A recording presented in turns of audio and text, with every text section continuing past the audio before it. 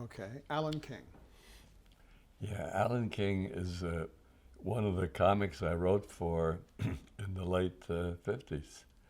And he, of all the comics, seemed to me the most organized. He treated it as a business. He would go on the Ed Sullivan Show quite often, always with a new routine, which was hard to do. He would have an office. He had an office on 55th Street. I think it was his manager's office, and he would go and actually work on material and bring in a writer, like myself, and work on a routine. And years later, when I was working with Sam, we were doing whatever shows we were doing. We were offered to write and produce an Alan King, so it was nice to get back. We did two of them, very successful. At the time, it was on ABC, I think, and they were grooming him to be like the next Bob Hope. They were looking for someone like that, because he did not Hope type material, but he represented a certain kind of comedy. And the idea was to do these specials and eventually to build them. And I don't know what happened. It fell apart somehow. But those were fun to write and produce, because we did some very, very clever things on there.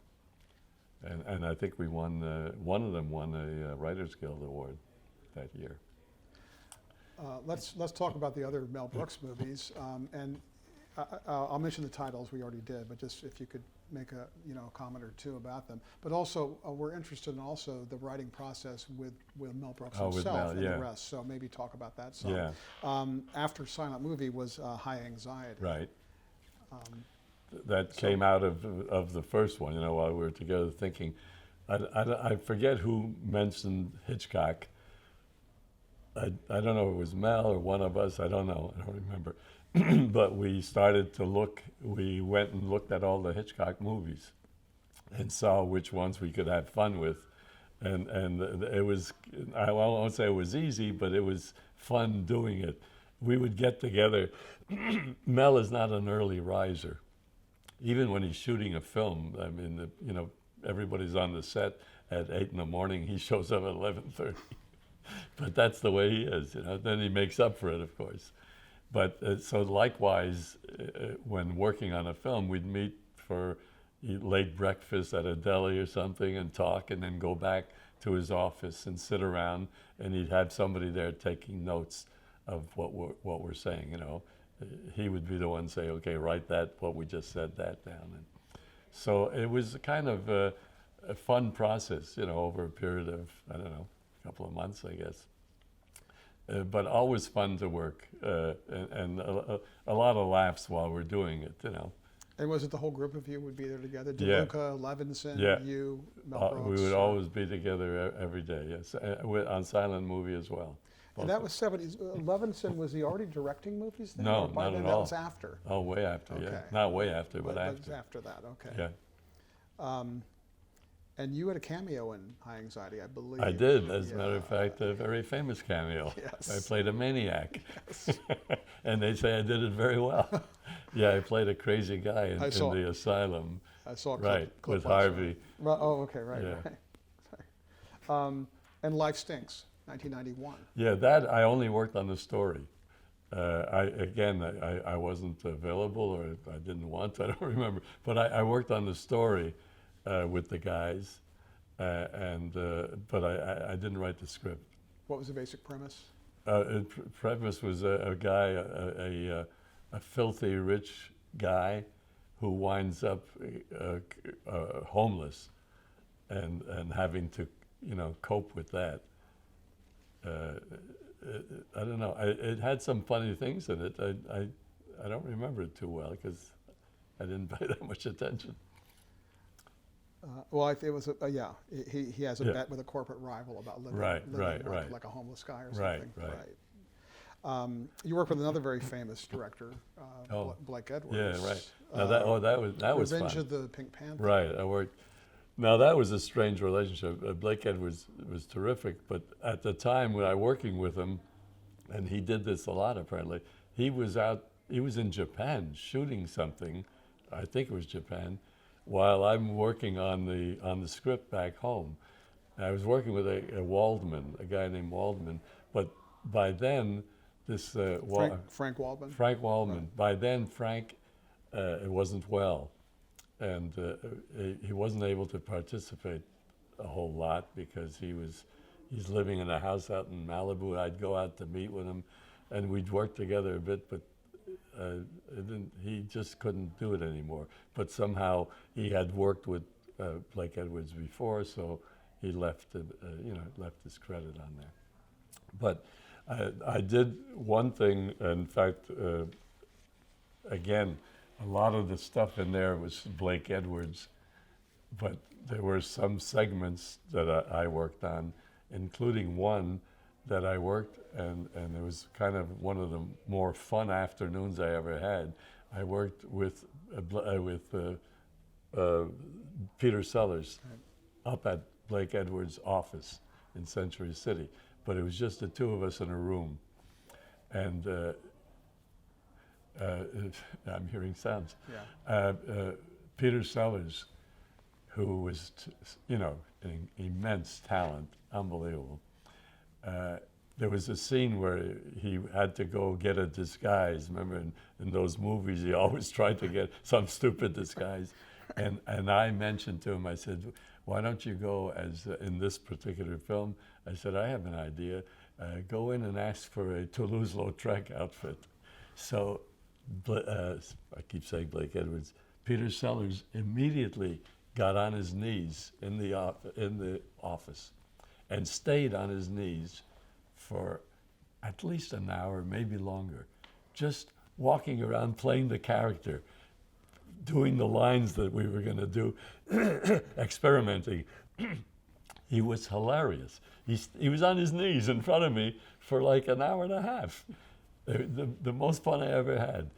And then I got home that day, and around 6 o'clock, the phone rang, and my wife answered, and she says, it's Peter Sellers. And I said, what is he calling? First of all, I'd met a lot of big names in this business, but Peter Sellers was a huge one. And I had had so much fun with him.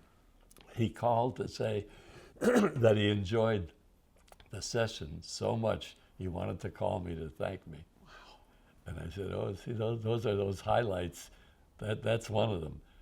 He called me to say what fun he had, and that was going to be, and it's in the scene, it's in the movie. It's, in fact, Harvey Korman is in that too. He owns a shop, and Peter goes in and gets in and gets on, they fix his legs, and he's Lautrec for a few moments. Wow, that's a great story. Yeah, it's fun. What's your when you sit down or stand up, when you start to write, what's your process? How do you start it out? I thought you were going to say, what's your wife's name? Isn't that funny that her name is Sheila. Okay, well, that's good to know. Good to know. I get that out there. Okay. The process, well, it's different. When I was working with someone, like when I'm working with Sam, it's very different. That's somehow you just start talking and bouncing around, and one feeds the other.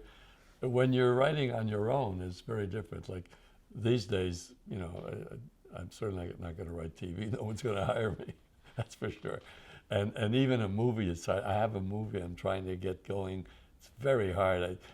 People don't even want to read it, let alone make it. But so I still write a play now and then, and I adapt. Occasionally I'm offered a French play. In fact, I just been offered another one this past week to adapt it into an American play. I'm not sure where to take it, because it's, again, there was a time when I could write a play and get it to one of 2 or 3 different producers I knew on Broadway.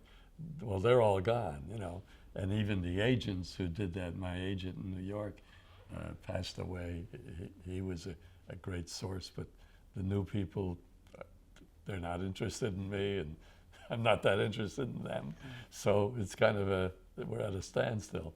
But to write, when I write an original, which I did recently, I just finished one, I guess, I have to say about plays, because that's what I'm doing now, which is similar to writing any other thing.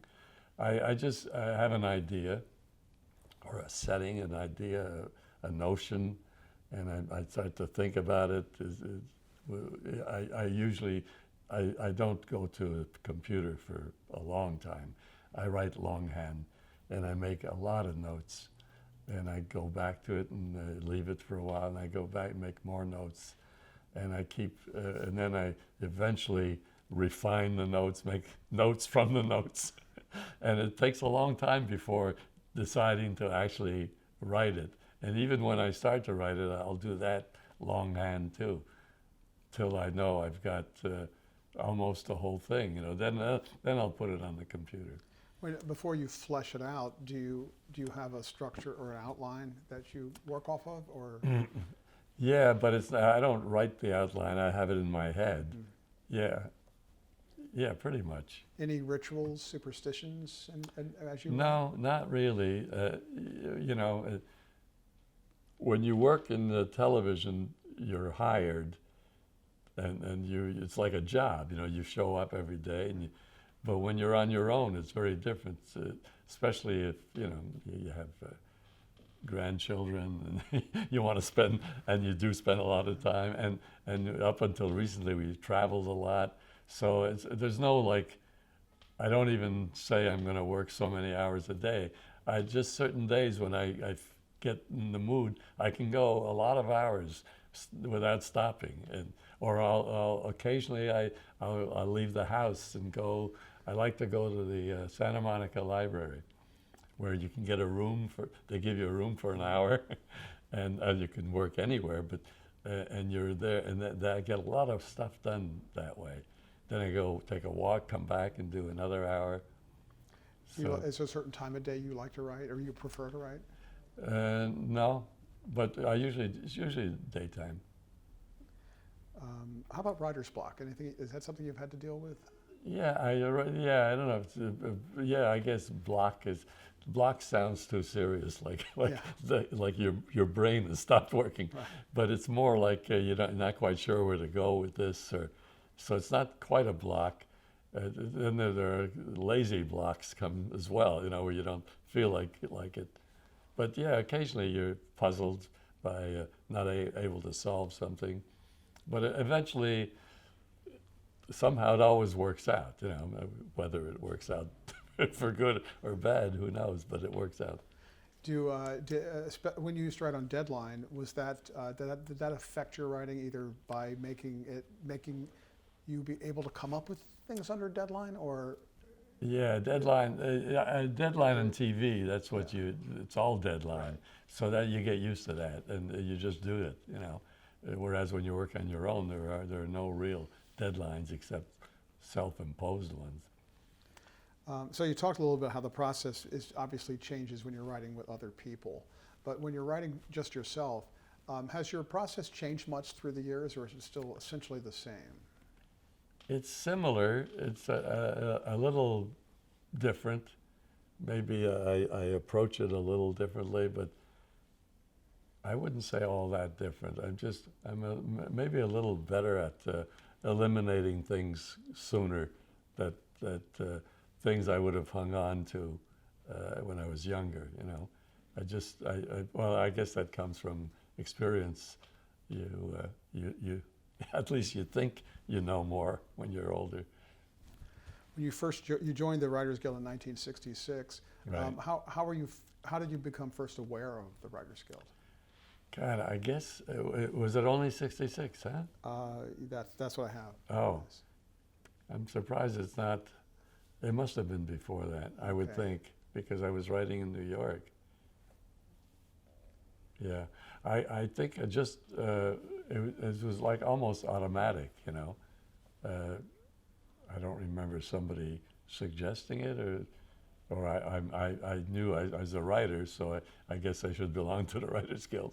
But I thought everybody did, if you were a writer. But you'd heard of it? I mean, you were aware of it? Yeah, I guess. was aware of it, and I knew that occasionally there would be a strike, and participated in one myself. But that overall, the Writers Guild has been incredible in that, well, just for medical purposes, I can't imagine managing without it, you know. Right. So it's definitely been good. As I say, I a lot of the things I do have nothing to do with the Guild. If I'm doing a play, it's a dramatist guild. It's a whole other thing. Do you have any writers that you think of as mentors in your career? Yeah, I don't know about mentors, but they're more like people I admire. Larry Gelbart was definitely one, not only as a writer but as a person. He was so much fun to be with because he's so glib, so fast. He made you smarter, you know. There are people like that. So I found that he was very, and I never worked with him. I almost worked with him at one point when we wrote Murder at the Howard Johnsons. I went to him as possibly directing it on Broadway, and he was very tempted, and then something happened at the last minute. He backed away, but that would have been a lot of fun to have him as a director. He hadn't done it, and I guess he didn't want to do it in the long run. Other people I've looked up to, I liked a lot the guy who wrote, who was the head writer for Gleason, Marvin Marks. I thought, I just, even though I saw him be mistreated and flogged, practically flogged, you know, Gleason had a kind of a love-hate relationship. He needed him because he was Gleason, and he paid him supposedly outrageous amount of money at the time, more than any other writer had ever been paid. But he paid a price. Marx paid a price for that. But there was something about the way he wrote and thought that I liked. And there are a lot of good writers around that I've worked with. But I don't know of anybody mentoring me. I sort of had to do a mentor myself. What do you see as your proudest professional achievement? I don't know. I think some of the plays I'm kind of proud of. I'm proud of, I told you, the Tim Conway Comedy Hour. I felt very good about that. I'm proud. I have two daughters who became writers. They're novelists, however, and I'm very proud of that. Although I think what they're doing is much harder than what I did. I think it's really difficult to paint pictures with words. I've never had to do that. I've written dialogue and some visual things, but I didn't have to explain the visual things, which I think is very difficult. So I'm proud of them. I mean, they do other things, obviously. It's hard to earn a living doing any writing. But have you given, or have they come to you for advice before as they were starting out? No, not really. But I think the fact that I'm a writer may have inspired them to write. And I've always been encouraging in what they did write. So in that sense, you know, they are an offshoot, but totally different. So I guess I'm proud of having tried to be original all the time.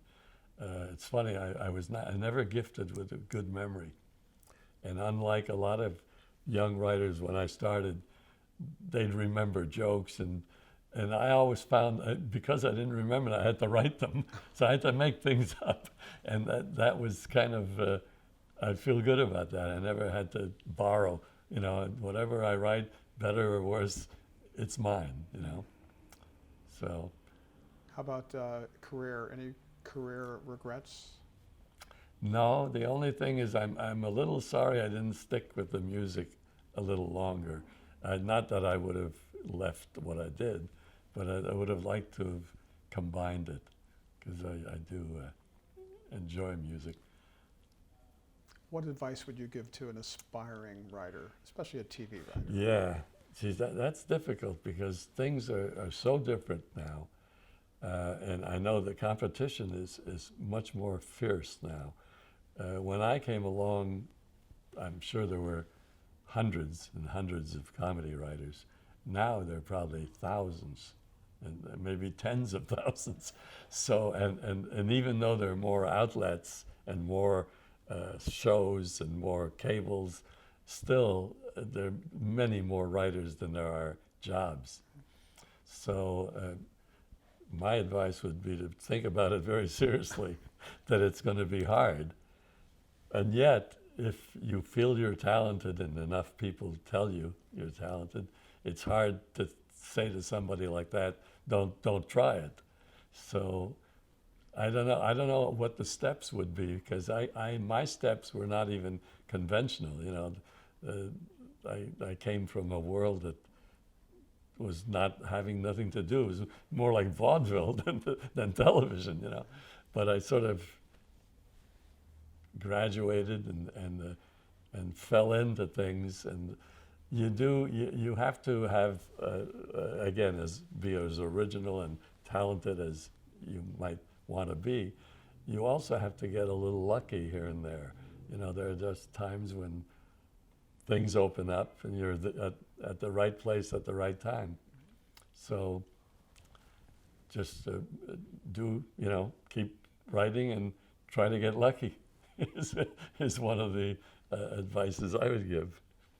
How would you like to be remembered?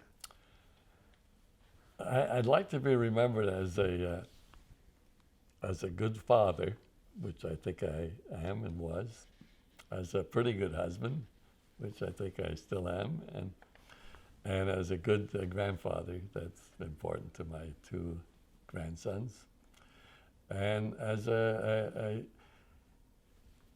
person who liked his work but also liked life. I like eating well and having nice wine. I like life, without all the horrible things in it, of course. And I'd like to stay healthy for a while, but I'd like to remember as someone who had a good time and who maybe made a few people laugh. And hopefully that's enough, because that's all I got.